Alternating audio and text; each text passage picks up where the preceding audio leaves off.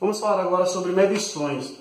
É muito frequente no nosso dia a dia nós necessitarmos utilizar padrões ou parâmetros para quantificar ou medir determinados objetos que estão à nossa volta. Essas medidas elas são geralmente utilizadas para se determinar, no caso, o tamanho de uma roupa, a capacidade volumétrica de um líquido, a massa de um determinado material ou a temperatura de qualquer outro tipo de matéria que também nos necessite saber essa propriedade. Então, geralmente com isso nós precisamos definir essas medidas e elas estão dentro de um conceito chamado de grandeza.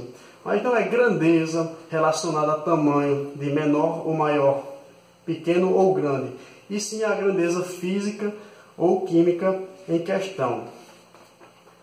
As grandezas, elas são propriedades físicas, são eventos físicos que de uma certa forma eles mensuram concretamente aquilo que se propõe a fazer. No caso, por exemplo, nós podemos mensurar, podemos medir massa, volume, velocidade, temperatura, densidade, comprimento, mas jamais nós podemos mensurar algo abstrato.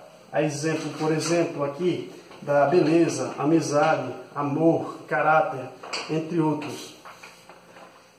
Todas essas grandezas elas são estabelecidas e determinadas segundo algumas unidades, que vai depender justamente da quantidade de intervalo no qual elas estão inseridas. Por exemplo, a hora. Geralmente nós podemos determinar, a hora não, o tempo, nós podemos determinar ele em segundos, hora ou dia.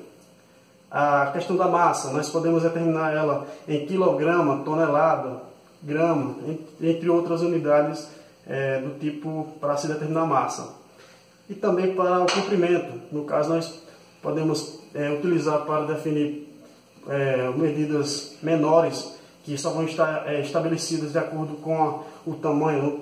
Por exemplo, se nós quisermos medir o tamanho dessa caneta, ela vai ser estabelecida em termos de centímetro.